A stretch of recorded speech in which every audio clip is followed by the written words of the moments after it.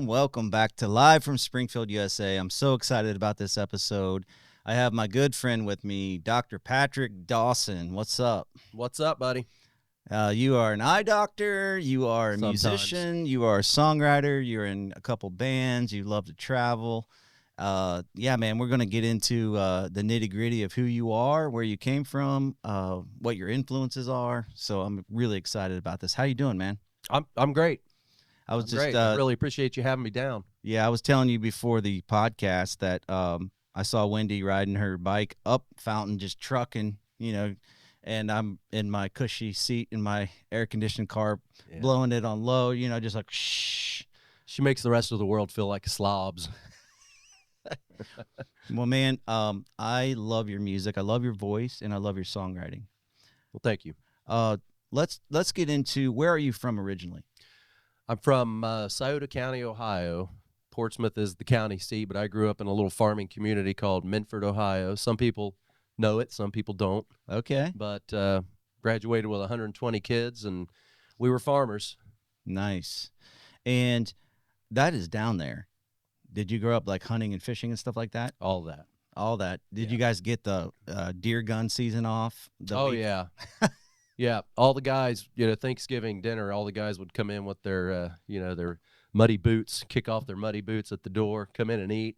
Very cool. Everybody's wearing flannels. Drive your tractor to school day. Did you have any of those? Never drove a tractor. Southeastern has one of those. I drove my 1981 Monte Carlo to school. Ooh, very nice. Very nice. That was my first car. So your dad was a musician. Yes. What was he into? My dad is a pedal steel guitar player. Heck yeah. and a banjo player and a guitarist. He's played piano in the church when I was growing up, so he was kind of a jack of all trades. His genre was Southern gospel. Okay. And he had when I was growing up, he had a band called Sweetwater that toured Southern Ohio and did gospel music. Very nice. I got to work in that space a little bit when I was down in Murfreesboro, Tennessee, with a really good producer, and he was working with, I think it was Lester Flatt's son. Okay. And they did kind of a documentary, and it won some awards. I think it won a Dove Award. It was a really neat project. I'll have to link to it in this episode. But what I was most impressed with in that genre was how tight the vocals were. It's about the vocals with Southern gospel. Yeah. I mean, the Kingsmen. 3-part harmony. Yes. And you always have that tenor that's like, ah! and that dude is like real skinny. He's yes. Like, yeah. Smallest guy on the stage is the bass singer. Yeah, so he was rocking, but he had such a good ear, this producer, Kevin. I think his last name was Kevin Ward. He had a studio right down the road from me in Murfreesboro, and I was invited to go to a couple sessions down there. And it was about the size of this studio in his basement. And he was so good at listening. He could know if somebody was like a couple semitones off on their harmony. He would run it back. And he was running all 3 vocals at the same time. And it was so tight. I was like, okay, I'm out of my league. I would submit that you are just like that because we've recorded with you. I'm more of a rhythm. You're like somebody's B string's out of tune. Yeah. It's the B string that always gets me. I can hear it. I can hear it. I saw some of your kids over at Griffin House the other night. Yeah. That was a nice concert. It's always good to see Griffin come back in town. Love Griffin. He's a great songwriter. He's got a great voice. He's made a great career out of it. I'm so happy he's still kicking, man. I love it. Yeah, man. He's out there doing it. And that's not an easy thing to do. No, especially with a family. I know. And he does a good job balancing it. He moved out of Nashville and closer to, I think, his wife's family. Yeah, Northeast. And they're doing well up there. So great. Have you heard his daughter? No, I have not yet, but he was talking about her. Wow. Yeah, you got to check out some of his Facebook reels, man. She's playing traveling sports and wasn't able to come, but he was gonna feature her. Yeah. So she's got a voice. That's perfect so fun. Pitch. That's so fun. Yeah, you can't teach that. So what were you listening to as a kid? Oh gosh, well, you know, when you're a kid and you don't have a say in what you get to listen to because there was no Spotify, there was no Apple Music. I listened to what Dad had on the turntable. So And you it, were listening to it those. was Merle Haggard, and Okay. I remember he loved the Glazer brothers. Yeah, just old country, you know, Conway Twitty, that Johnny Russell. He loved Johnny Russell. Nice. You know, Conway was the man. Conway That was. voice is so haunting. Rednecks. Johnny Russell sang a song called "Rednecks, White Sox, and Blue Ribbon Blue Beer." Ribbon Beer, yeah. And I grew up listening to that Rednecks stuff. and White Sox and Yep. Blue Ribbon Beer. That's Yes. Yeah, that was on I had a mixtape of that. It was like a trucker's tape that I think my buddy gave me, and he burned it, or you had the old double cassettes, and he burned me a copy. And yeah, there was some great stuff on that. I remember it like it was yesterday, but I got my first turntable when I was, I think, 4 or 5, and my first record was a 45 of Rhinestone Cowboy. Nice. Glenn Campbell, man. And so that song has always, you know, been a part of my childhood, like a core part of my childhood. You need It to was work my that first into record. the set. I know we sometime. should. That's a good Yeah. idea. I'll play some strings for you on a Yeah. keyboard or something. I loved his sound. Yeah. There was a project he did right before he passed away where I think it's called This Is Glenn Campbell, and they did a documentary with it because he had dementia. Yeah. And he would go out on stage and he could perform every song with excellence. Yep. But they'd have to walk him out there and walk him back. No idea where he was. Right. Yeah. Right. But man, he covered a lot of he covered a song from Travis. He covered a song from he covered some who was it? Covered the Foo Fighters. Yeah, Foo Fighters. Yeah. And man, there's so many good songs on that album. I know. In fact, a buddy of mine, he wanted to record one of them, so we reproduced it just like Glenn Campbell did. Oh, nice. Yeah, it was great. I love it. It was so fun. So when you after you graduated high school, where'd you go? What'd you do? I graduated high school. I went to Mount Vernon, Okay. Nazarene, small Nazarene school up in northern Ohio. Very conservative. Mm-hmm. So it was more gospel, more contemporary Christian music. But of course, I started venturing outside of that into, you know, the secular fold and discovering some of that stuff while I was at Mount Vernon. Actually, the first band I was in was we called ourselves Rusted Saddle. Rusted Saddle. And it was myself and one of my best friends. His name was Matt Morrison. His brother Seth is the lead guitarist for Skillet right now. Really? Seth Morrison. Nice. And then Matt's dad was a Nashville musician, and then my dad, Oh, and then man. a mandolin player. And we played some pretty good. You have any old recordings country. of that? There's some old videos somewhere. I need to see them. Playing in the Cougar Den, Nice. Nice. playing Alan Jackson, Diamond Rio, that kind of stuff. Oh man, I got to work with Diamond Rio in Nashville when I was down there for an Easter service in an arena at Middle Tennessee State University, and well, you talk about tight vocals. Yeah. Oh, And one of the best guitar players in the world. I forget his Jimmy name. Olander. Jimmy Olander. He's Yeah. got that B-bender. Yep. Yeah. I think I told you, Matt, the guy I'm talking about that drummed in Rusted Saddle, played with Diamond Rio for a couple, 3 shows because their drummer was having carpal tunnel Okay. surgery. Okay. So they called him to play a couple Those guys shows. are It was like his awesome. dream come true. So I got to make a video to announce them, and we were in the round, so we had 4 HD like projected screens. Yeah. And it was about the size of the Nutter Center, about I think 12,000 seats, and we did 2 services. And they liked the video so much they took it out on tour with them that year, and I was like, cool. "Oh, that's pretty cool." Yeah. They didn't. I don't think they paid me though. That's You're all right. welcome. Yeah, yeah. I got to work with Charlie Daniels at the same Nice. venue, and I did a video for him, which was kind of cool because he actually played the Murphy Center there at Middle Tennessee State University when they first built it in the 70s. And I Wow. found video. So I was able to use him walking out into the crowd from the 70s as he literally walked out into the crowd. And he was on the worship team at the church I went to. So pastor came out and was like, "Yo, you got to do Devil Went Down to Georgia." I know it's Yeah, probably yeah. not Easter appropriate. And that was the last concert in a big venue I got to mix down in Nashville. And it was a dream of mine because I met him at the Clark County Fair when I was a kid. And Really? Yeah, and he had this show back then. I don't know if you remember his talent show. But he would he would bring kids up and he would give them advice. It was kind of like a Star Search type thing. Okay. And he sat and talked to me for a half an hour on a picnic table at the Clark County Fair. That's pretty cool. He acted like I was the only person there. Yeah. Wow. And Nice. so getting to mix for him and Devil Went Down to Georgia was a highlight of my career. I was just pinching myself the whole time. And it was right after the tornadoes came through there. We had a really bad tornado that came through there. And so it was a really special service. And then we ended up moving home. Okay. But the podcast isn't about me. It's about you.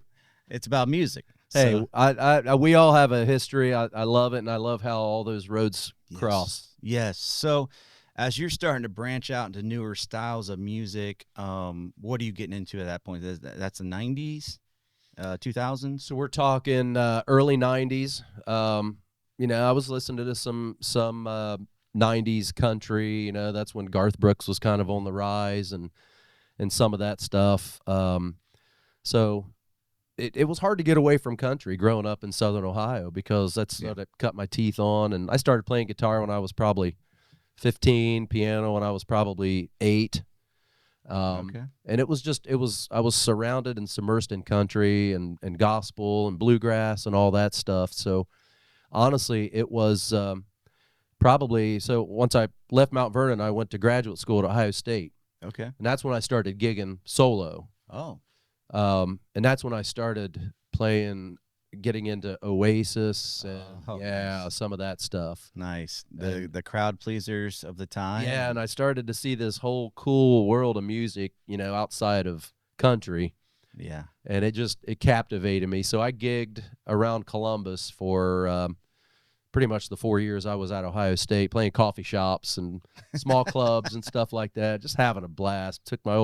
Had a big, heavy PV combo amp. Oh, yeah. And had a blast. My Ibanez acoustic. Do you plug your mic into it as well? Yeah, plugged everything into it. It's great. I used to do that down at Hocking College. We'd have these big parties and just burn these huge pallets, and they'd put me in the back of a truck, and I'd plug one mic or the mic into the left side of my Fender half stack, and then I'd play my guitar into the other, and I would play for hours. Yeah. And man, everybody's sitting around you singing with you. Oh, it's the best. That's really the joy of music. You know, it just brings people together. And there may have been some bad decisions made back then, but you live and learn. You live and learn. So when did you start writing music? Oh, I started writing music at a young age. Again, my dad was a musician, and he did a lot of recording. And we started off with an old Tascam reel-to-reel recorder. And so how many tracks? 4. Okay, I did my first album in Nelsonville on an 8-track version of that. I had a little Casio keyboard with the drums on it. Yeah, you did. And just I've got, they're not good, but I've got some old recordings from I want to hear 'em. My early teens. Heck yeah. And then we graduated to cassette. Then we graduated to CD burner, and kind of progressed through all of that. But I wrote our class song in high school. Nice. They chose that. It's called "Listen to the Angels." It's kind of a cheesy '80s ballad kind of song. Yeah, but, heck yeah. Heck yeah. But it was an honor, that the class chose that to be the class song. There's an old recording of that, and I go back and listen to that, and it's I've forgotten more songs than I remember that I've written, and they weren't all good. Yeah, no. What's funny, when I first moved down to Nashville, I thought, because I was kind of a big fish in a small pond up here, and had been gigging for a little bit and writing some stuff my band was doing out in the bars. I started playing when I was 14 in the bars, and I moved down to Nashville, and I met Eric Pasley, who's a friend of mine from Middle Tennessee State University. And I think when I came to Nashville, I came with about 50 songs. And when he came to Nashville, he had 300 to 500, as a freshman. Yeah. He was a writer, and he still is a writer. Yeah. And that's why his stuff's on the radio all the time. Yeah. But, you have to write a ton. Yeah. And then the cream will start to rise, and you'll get better at it. You'll get better absolutely at telling stories. Have you ever taken a song or pieces of songs and put them together? Oh yeah, absolutely. You'll you'll get a chorus that is super catchy in your head, great melody, and you can hear it. You can hear I hear the produced version of stuff in my head. I do too. Like this is how I want it to come out. And then you'll have another song that's done, and it's like, wow, that verse And that should go with that chorus. Yes. And then you have a whole new song. I Yep. do it all the time. That's so cool. Yeah. I used to write similar to you. I wrote a lot of gospel songs when I was young because that was my influence in country. And I went back to some of those songs that had just killer melodies and just killer lead lines, and I just wrote different words over them for different audiences and different genres. Yeah, And because you matured as a songwriter, right, more so than when you wrote it. So it's like, I'm going to go back and make that better. right. And I was starting to kind of not enjoy the Christian market as much. So I was just putting more like heartfelt. Like I like songs that can talk about God. You don't know if they're talking about God or, you know, your girlfriend or your wife. You know, like Some interpretation there. yeah. We were talking about that with Daniel Dye when he was here, and those double meaning songs or triple meaning songs are even better. Yeah. And the best songwriters are so good at that. Yeah. Yeah. Yeah. I love it. Yeah. So tell us about what you're doing in the last 10 years with music, because I've Last really 10 watched years. you develop.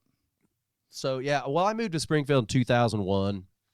I met a guy named Scott Wilkie, who a lot of people that are listening to this probably know, because he was my neighbor. And we started talking music, and he said, come down to the Savoy. We go down there and play on Monday nights. Savoy. So I used to go to the Savoy, $1 Natty Lights. We'd buy like 3 buckets of Natty Lights and play music. And when we started to build this nice catalog of music, and we said we should play for people. So we called ourselves 9 Volt, and we gigged around Springfield with Scott, his brother Chris, Jared Oder, and Kyle Hefner, and we played some of the most fun I've had in my life playing music. That's awesome. Was at the Savoy. That was a great club. I miss it. Griffin House played there one night. I went down and saw him. Yeah, yeah. So I did that till about 2008. And then life kind of took over, and I took a break from music. And then 2010, we formed a band called Omega Point. And we wanted that to be kind of more of an alternative vibe instead of the kind of the mainstream covers we did with 9 Volt. And it seemed like maybe the Springfield audience wasn't quite getting it. And so it sort of morphed into just another cover band. Right. So that went for a few years, had a great time. Again, took a break. And then I found a group of guys that were interested in doing original music. I had all these songs, you know, about life. You know, when you write a song, you write about your own experiences, but we share those experiences. Everybody's had their first beer.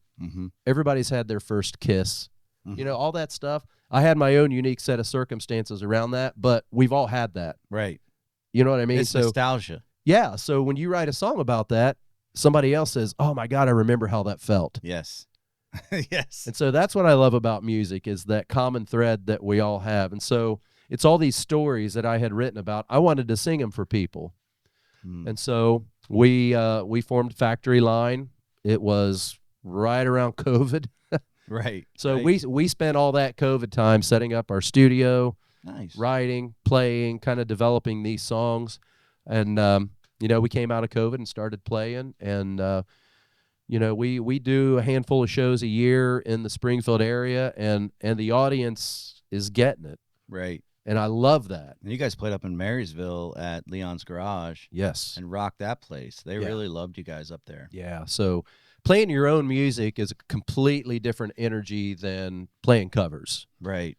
Now, at the same time, I love playing covers. I like playing covers that I like. Right. And so, you know, we kind of formed this side project we call the Dawson Trio. Yes, with 4 people in it. With 4 people. Like I said, math wasn't my strength. But, you know, I've got Brian and Jason Beekman.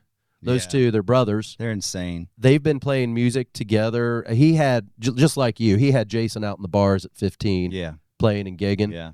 They've been playing music for that long. And to play with those 2 guys. Oh, I know. You know, you've got the genetics, you've got the time, you've got all that. It's magic. Yeah. Jason. And then, of course, Chris is Chris is playing percussion for us, and we're having a lot of fun. Yeah. With that. Yeah. I've seen you guys several times, and it is one of my favorite groups to go watch because thank you. You cover such great music. And my friend Ryan Peters has been gigging a lot. And he's great. Yeah, thank you. Well, not thank you, but you're great, Ryan. You're great, Keep Ryan. gigging. Ryan, I love you.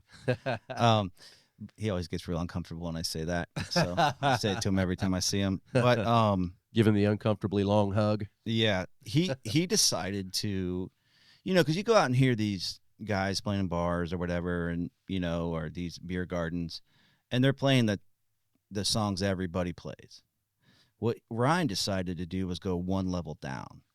So if he's going to cover a Waylon Jennings song, it's going to be that one level down. Everybody still knows it. Yeah. And they're like, oh, this is such a great song. I haven't heard this forever. Exactly. So he built his whole set list that way. Love it. And it seems like no Sweet Caroline. No, exactly. And, and no perfect country and Western song, you know. Those are the things I cover because I'm just not good enough. That's not true. But, and it seems like that's what you've done with your trio quartet.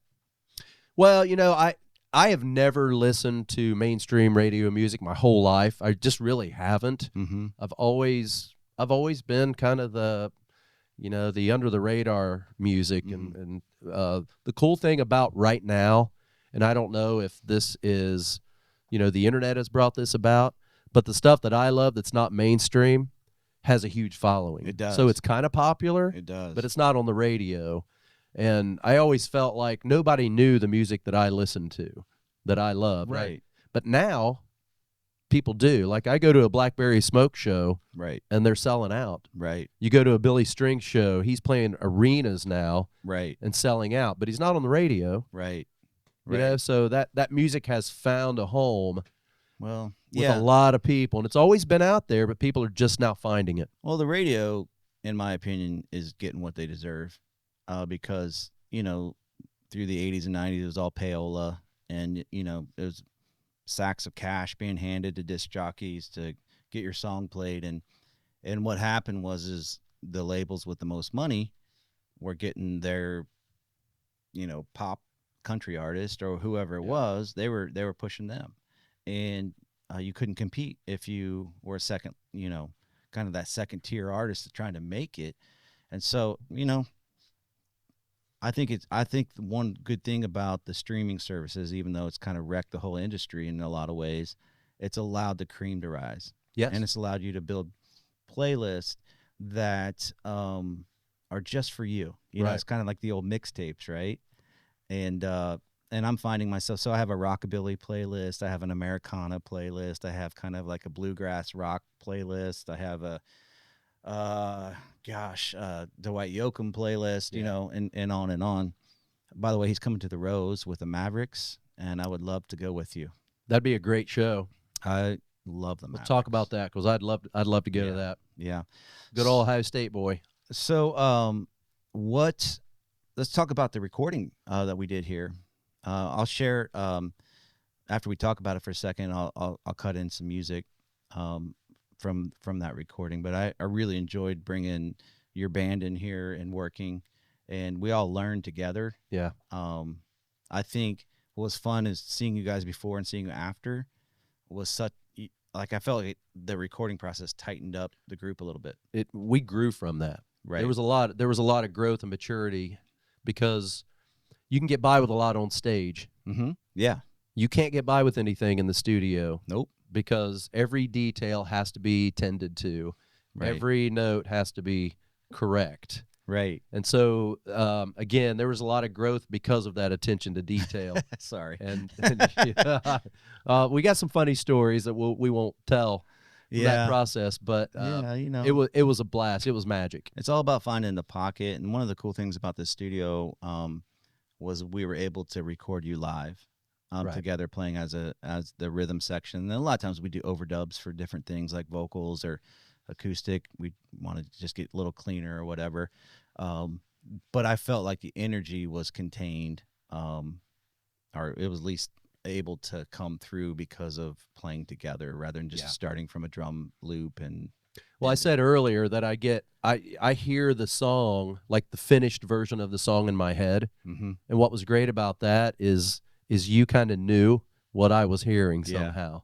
And you were able to reproduce exactly what I had in my head, and that was the magic of it. Yeah, well, we have the same influences. We listen to the same bands. I think we're very similar, you know, in that sense. So I kind of knew what you were going for. And, you know, it's interesting because with your guys, like everybody has a different musical background. Some guys are coming out of more rock, and some guys are coming out of even heavier stuff. And you're pulling them all together, and you guys are all coming together to do more of what I call Americana / alt country storyteller stuff, you know. Yeah. It's kind of funny. We always we tease each other because of all the different background. Like Jared cut his teeth on Van Halen. Right. And he still wants to play the Van Halen, you know. Throw it in there, man. Right. And so, well, that's kind of what's cool is you get all those influences, and you can sneak a little bit of that in, right? You know, to give it your color. One of my favorite parts of that couple songs we did is the harmony guitars that you were able to. Those guys were brilliant, and so good. I'm so blessed to play with these guys. Beekman, man, his ear. He would be like, dude, that's a half step down note. Oh, can I cut that back in? And I didn't hear it sometimes. You talk about me having a good ear, but I'm more rhythm based. You know, I can hear certain things, but man, he is a genius. Yeah, he's next level. Yeah, and such a tasteful player. And him and Jared, where they're Allman Brothers, kind of harmonizing guitars is so good because they both have a different tone. Yeah, and it's like two beautiful voices together. Right. So I'll link to those recordings in this podcast, and so our viewers can hear those. So, Patrick, would you be willing to share some songs with us today? Of course. Awesome. So we are back, and I'm so excited that we're going to get to listen to some of Patrick's original music. This song is called Ghost in the Field.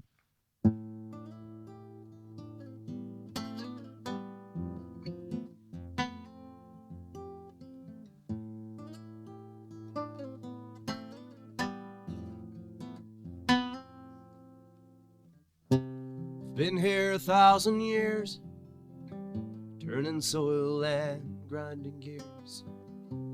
Harvest one row at a time. Old Miller down the way, the bankers took his farm and hay. He's in for a fight if he takes mine.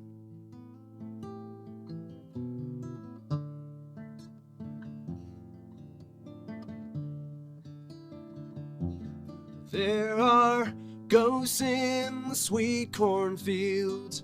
The wind blows and the sun won't yield. Lord, bring the water to the grain. Well, I have laid off the old farmhand. He'll find work where he can.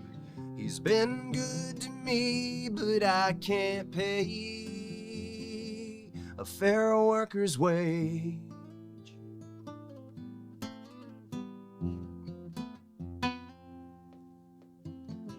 Harvest moon rises high, the stalk is bare and the kernel's dry.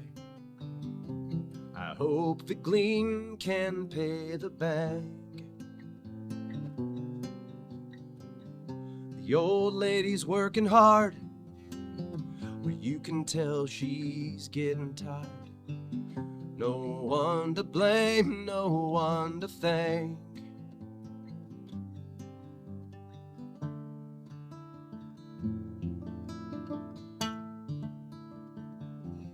There are ghosts in the fields tonight.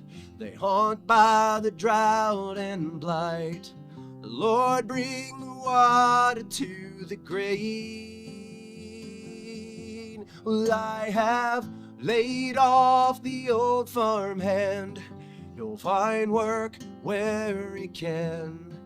He's been good to me, but I can't pay a fair worker's years away.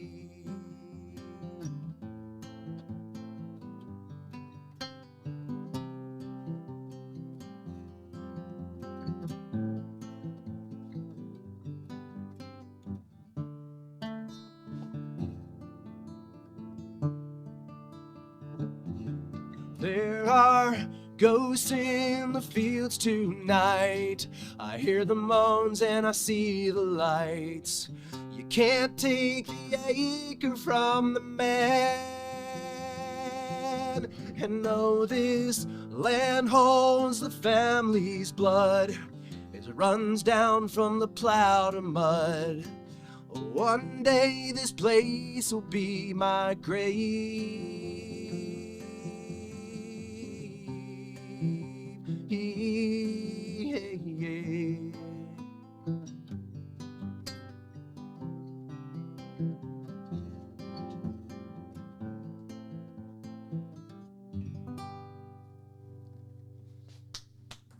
Thank you. Thank you. Well, Patrick, music that I love is in any genre that makes you feel something. And that immediately took me back to your childhood. Yeah. And the struggle that the small farmer has. And there's a lot of pride, there's a lot of family tradition, there's a lot of fear and anxiety. You're dependent on the weather, you're dependent on the cost of the market. And I had a whole idea for a concept album with you, by the way. Oh, yeah? Yeah. Well, we should talk about that. Yeah. So we'll talk about that offline. Okay. I see a video and everything, man. And I really wanted to play on it. Well, it'd be an honor if you did. Yeah, and I can hear your harmonies on it. And man, what a haunting, awesome song. Oh, thank you. Man, that can be cross genre as well. Yeah. Mm-hmm. So thank you for sharing that. What else you got in the hopper for us this morning? Well, I've got a song that no one's ever heard. I thought it'd be fun to do something fresh and new. And I've got to actually bring the lyrics up because it's so new that I haven't actually memorized the lyrics completely. Okay. So let me do that. All right, this is called Heaven Knows.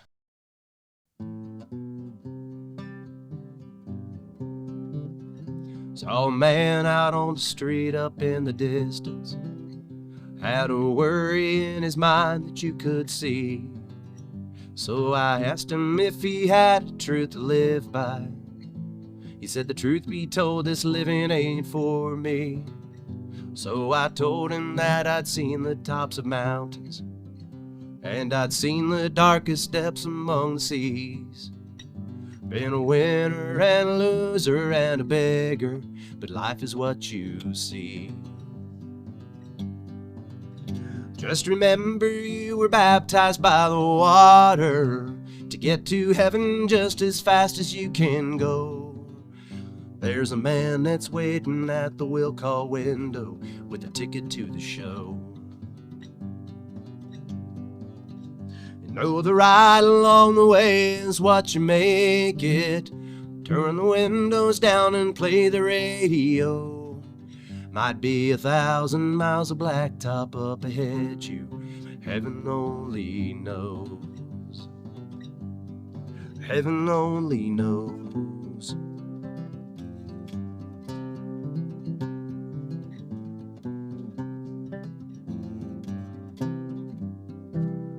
Second verse up here. 2 years pass by, I see him in the distance. His clothes were clean, a smile upon his face. He said he found the love for which he had been searching. He learned that heaven's in your heart, it ain't a place. I saw him put his arm around a broken woman, and the words he said still echo in my mind. Some preacher told you heaven's in the distance, but heaven's right before you all the time. Just remember you were baptized by the water to to get to heaven just as fast as you can go. There's a man that's waiting at the will call window with a ticket to the show. Throw the ride along the way is what you make it. Roll the windows down and play the radio. There might be 1,000 miles of blacktop up ahead you, but heaven only knows. Heaven only knows.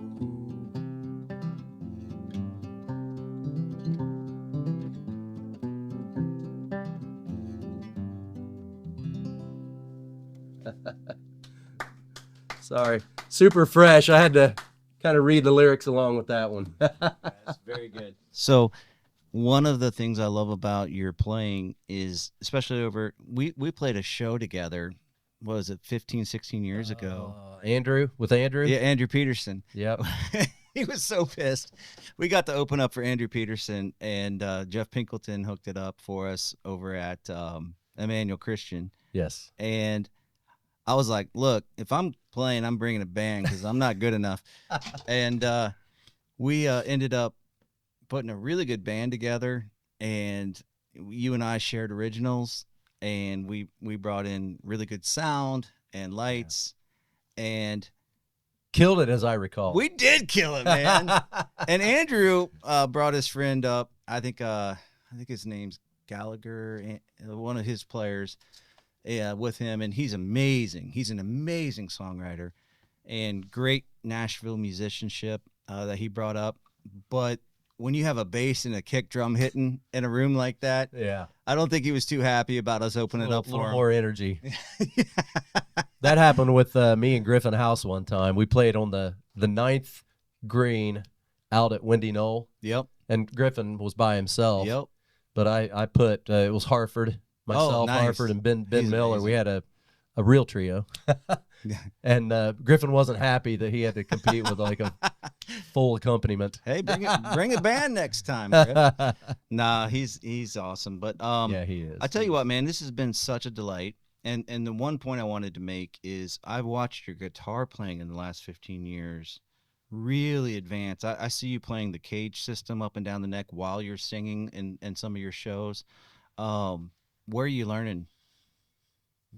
Trial and error. Okay. Honestly, I mean, I don't have the patience to look up lessons and all Nice. that on YouTube. So it's just a lot of experiment and trial and error. I just bought Just play. This is not sponsored, but I just bought Rick Beato's course. Oh, yeah. He's running all kinds of deals on all his courses right now. So I got his whole library for $109, and he has stuff on the cage system and arpeggiations and arpeggios, and I've been trying to do that rather than death scrolling at night or doom scrolling, on the phone, and I've been sleeping a lot better, and I'm becoming a better guitar player slowly.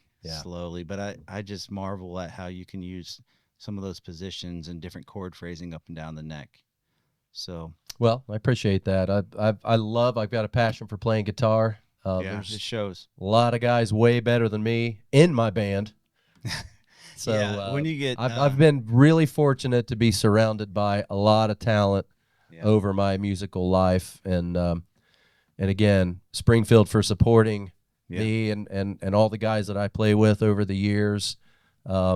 Springfield, you're awesome. Yeah, it's a great revival that's happening right downtown right now. Yeah, our downtown revitalization. With the State Theater opening, you got Mother Stewart's, you got all kinds of other venues to play, and it's just fun to be a part of it in a little way, yes. And you're right in the center of it, man, because every time you come and play with either your band or the trio, that's actually a quartet, man, it's so fun. It's so fun. We have a good time. There's nothing like the magic is when we're having fun and the audience is having fun. And, you'll play some venues where people are sitting at tables staring across the table at each other, and they're upset that the music's so loud and they can't talk. Right. Those aren't the venues we like to play. And then there's venues where the front of the stage is lined with people looking at you. And just responding to the music, responding to the solos, responding to the drummer, I respond to the bass player a lot. And so if they do a cool little run, I always try to tell them, like, I heard that. Well, I tell you, what's next level is when you play an original and you see somebody singing the words back along with you. Yep. That's awesome. I was doing that at your last show, and I was also doing it at Griffin House the other night. Yeah. And, you come in, and some people from Springfield don't know his music, and I'm just sitting there singing all the lyrics, walking to lay our blanket down, And so this has been an amazing episode. I thank you so much for being here. Will you do me a favor? Will you take us out on one more original? I'd be happy to. Awesome. Patrick Dawson Trio, The Factory Line. Is it The Factory Line or The Factory Line? The on Factory Facebook. Line. You can find us on Facebook, Instagram. We put stuff out there. We're not the best at marketing I can help you with that. and social media. We need some help. But we love everybody that comes out, supports us, and comes to our shows and Awesome. and hangs out with us. It's an honor. Well done. Well done. Will you take us out on one more? Yes. This song's called Niner Hill.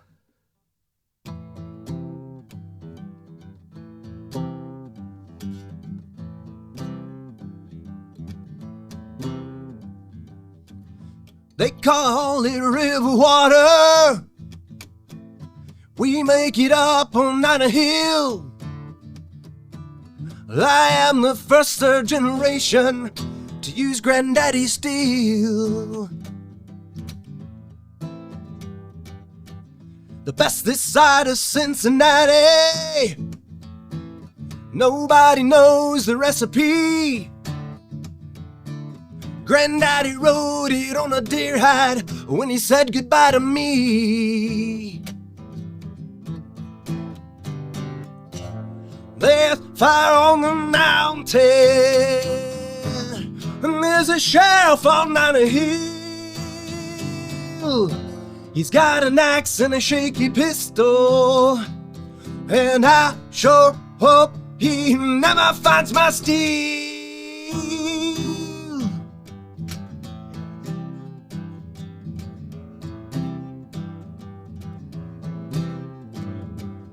Hillbillies try to duplicate me, but they don't have the proper mash. Bootlegger's sometimes what they call me, but my family needs the cash. I go to church on Sunday morning. The sheriff sees me in the choir. I see the way he's looking at me when I'm buying copper wire. There's fire on the mountain, and there's a sheriff on Niner Hill. He's got an axe and a shaky pistol, and I sure hope he never finds my steel. There's fire on the mountain, and there's a sheriff on Niner Hill. He's trying to clean up Whiskey River, and I sure hope he never finds my steel.